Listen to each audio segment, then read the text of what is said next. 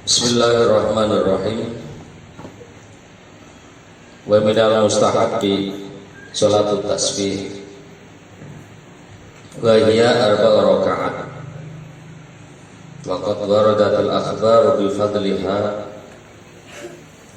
wa anna man shallaha ghafara lahu ma taqaddama min dhunubi wa ma ta'akhkhara.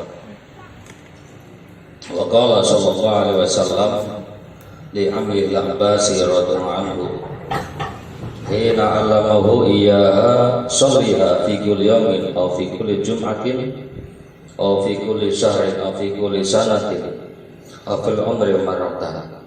Al-hadis. Qala ba'dul ulama rahimallahu alaihim wa hadhihi salatu mujarrabatun li qada'il hawaij al-muhimmah. Termasuk sholat yang mustahab disunahkan sholat tasbih. Sholat ini disebut sholat tasbih karena kebanyakan zikirnya adalah tasbih.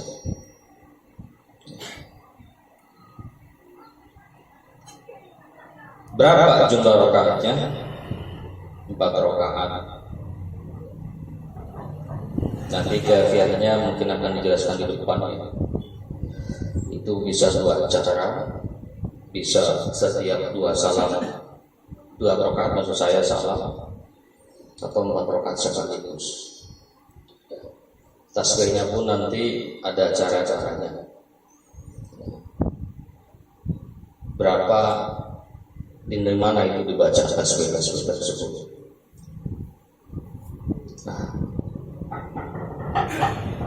Ada hadis-hadis yang itu meriwayatkan tentang fadilah daripada sholat tasbih.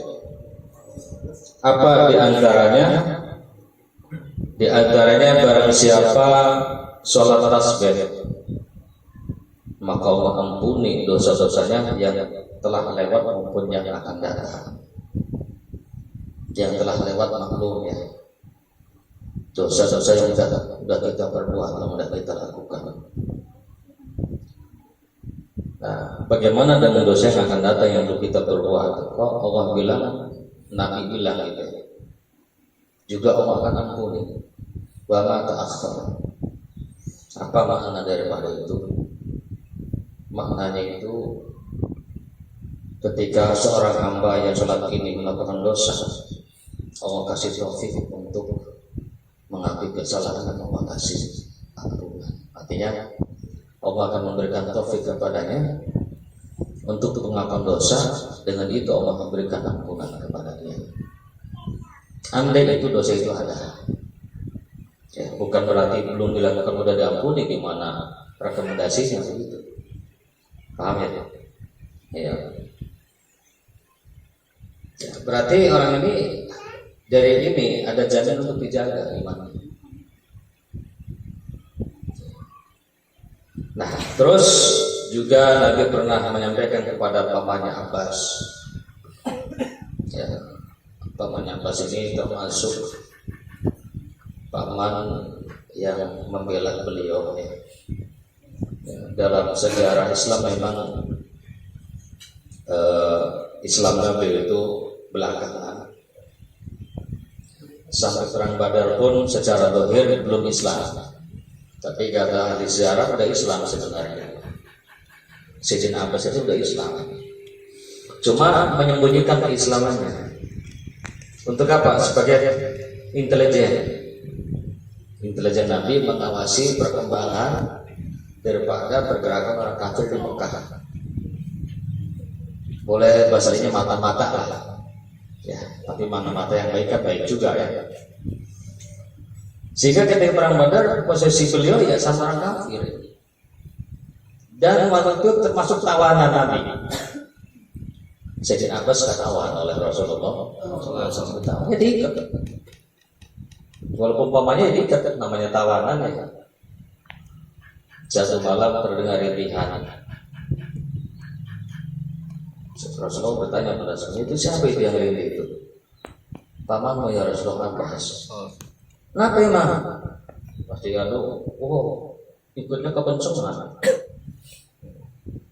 Ya kalau gitu dikendorin, semuanya juga samain. Ya kalau saya perlakukan sama temanku Abbas begini, yang lain samain. Kalau kencengnya juga dikendorin, jangan. Ya kalau yang kendorin jangan dikendorin, udah. Kan itu ya, kenceng-kenceng dikendorin, samain. Ya ini subhanallah nih anaknya Rasulullah ini. Bijak dan adil.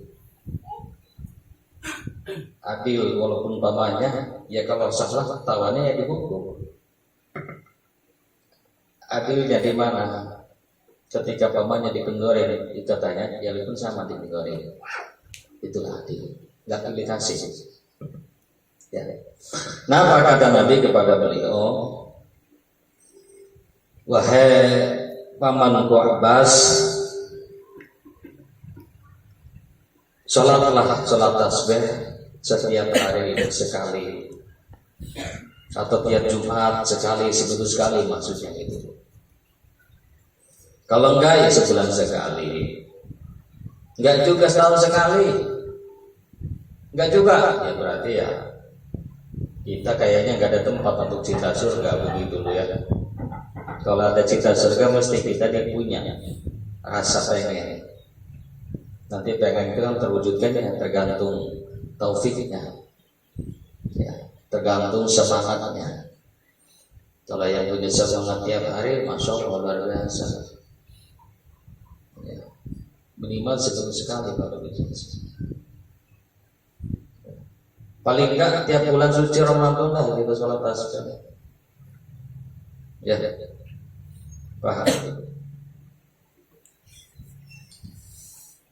Al-hadis qala, nah ulama sebagian mengatakan bahwa ini sholat ini mujarrabatun liqadil hawajil muhimmah. Mujarrab untuk bisa memudahkan terkabulnya hajat-hajat. Nah, kita semua punya hajat, ya enggak? Yang udah umur tentu hajatnya gede, pengen kawin, betul kan? Betul, oi mantap jawabannya betul. Ya enggak? Yang sebelah ya pura-pura kan gitu, pura-pura padahal betul semua. Hati mah menjerit gitu. Jadi di kesempatan ini semua Bapak kasih jalan sama kita lewat kajian kita ini. Kalau pengen dimudahkan hajatnya nih, diantaranya istiqomah sholat tasbih. Orang kan mesti mendapatkan ujian, cobaan, masalah ya. Bervariasi. Yang belum nikah bawanya cari ngumpulin duit susah, berat amat itu. Yang udah nikah, udah punya anak, banyak kebutuhan tanpa diduga. Ini kita jangan mengandalkan kekuatan akal dan fisik kita, jangan. Akal kita terbatas. Fisik kita pun sama juga terbatas. Terus gimana? Berlindunglah, mengeluhlah kepada Yang Maha Kuasa. Siapa? Ya Allah Subhanahu wa Ta'ala. Di sanalah kita mengeluh. Nanti posisi Tuhan di mana? Tergantung di mana posisi Tuhan di hati kita. Kalau Allah dekat di hati kita, berarti kita dekat dengan Tuhan. Ya, makanya Bimbo betul dia mengatakan. Ya, tahu nggak Allah? Hah? Gua mau armada doang, aku mau apa? Armada, keterpen ya. Coba Bimbo itu lagunya ada kayak gitu. Ya, tiang hati adalah cermin, tempat pahala dan dosa berpadu. Tuhan, hah? Itu judulnya Tuhan kalau nggak salah. Aku jauh, engkau jauh, aku dekat, engkau dekat. Ya. Nah, para santriwan santriwati, ya, ini silakan ya di istiqomah. Tentu beliau mengatakan berdasarkan pengalaman, ya, pengalaman dan tentu sebagai kewajiban seorang ulama menyampaikan kepada kita setelahnya. Ya, tidak boleh ada maklumat yang itu pacak ditutup oleh akhlak umum disembunyikan. Nah, para jamaah, waqala ba'duhu idza shallaita laila. Karena latihan bagi antusilia bitaharumaini wa tasyahudaini wa taslimataini raka'ataini ba'da raka'ataini. Nah ini sebagian ulama mengatakan apabila kamu sholat malam, sholatnya di waktu malam maksudnya, ya, maka seyogyanya anjurannya cakapnya nih sholat tasbih itu dilakukan dengan 2 rakaat. Ya, bahasa kita itu dengan 2 takbiratul ihram, 2 tasyahud, 2 salam. Ya, rakaat telah 2 rakaat. 2 rakaat telah 2 rakaat. Simpelnya apa? Simpelnya mah 2 rakaat, 2 rakaat. Wa in sholaita naharon fa bi taharrumin wahidin wa tasyahhudin wahidin arba raka'atin jumlatan wahidatan. Kalau salatnya siang cakapnya mah sekaligus 4 rakaat, 1 salam 1 tasyahud. 4 rakaat pasalnya cuma 1. Dan itu setiap sunnah mutlak begitu. Kamu 10 rakaat itu 1 salam. 1 salam 1 tasyahud. Kamu sholat 6 rakaat sama juga. 1 tasyahud, 1 salam. Ya. Walaha kaifiyatan al-ula, dan sholat tasbih itu ada 2 cara ya. Al-ula tentu harima semata para doa iftitah, semata qulu subhanallah walhamdulillah wala ilaha illallah wallahu akbar 15. Semata qira'ul Fatihah wa suratan ba'daha semata quluha 10. Tsumma tarka'a fataqulaha 10. Tsumma tarfa'a fataqulaha 10. Tsumma tasjuda fataqulaha 10. Tsumma tarfa'a min as-sujudi fataqulaha 10. Tsumma tasjudu fataqulaha 10. Tsumma taqulu ila thaniyah fataqulaha qabla al-qira'ah 10. Wala tasabila akhir shalah. Nah, jadi cara baca tasbih ini ada 2 cara. Ya, yang pertama itu kan semuanya jumlahnya 150 tasbih ya. Semuanya itu. Nah, itu ditempatkan di mana dibacanya itu? Cara yang pertama itu setelah kita baca doa iftitah, ya, itu baca itu 15 kali. Jadi sebelum Al-Fatihah membaca 15 kali subhanallah walhamdulillah wala ilaha illallah akbar 15 kali. Terus baca Al-Fatihah, baca surat, habis itu sebelum rukuk baca 10 kali. Nah, ketika rukuk setelah tasbih baca itu 10 kali. I'tidal 10 kali. Sujud 10 kali. Bangun dari sujud 10 kali. Sujud lagi 10 kali. Berapa tuh 1 rakaat semuanya? 75 ya. Betul. 75. Nah, rakaat kedua pun sama, sebelum baca Al-Fatihah 14 kali. Habis Al-Fatihah surat 10. Terus 10 10 10 75. Berarti 1 rakaat 75. 150 ya. Nah, berarti kalau 4 rakaat berapa? 300. Itu. Ini cara yang pertama.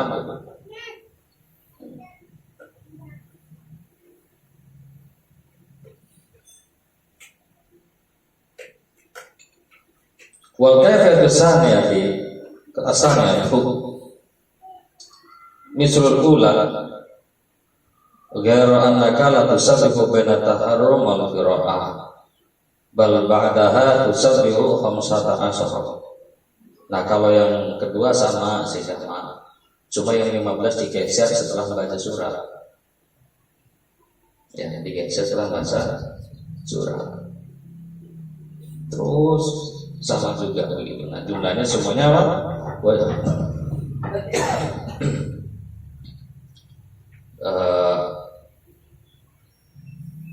Sumatar kau patakulah asron walada likasya bil arkan asron watabko asrun fatakulah ba'da raf'i min as-sujudi tsani imma qabla al-qiyam wa imma ba'da. Nah, ini permasalahannya.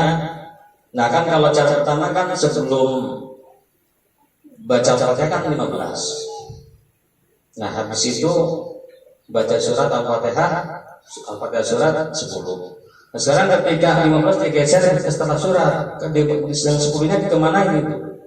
Di sini dibacanya itu ada kalanya sebelum berdiri, berarti sebelum dari qiraat yang kedua. Jadi itu kan ada dulu istirahat.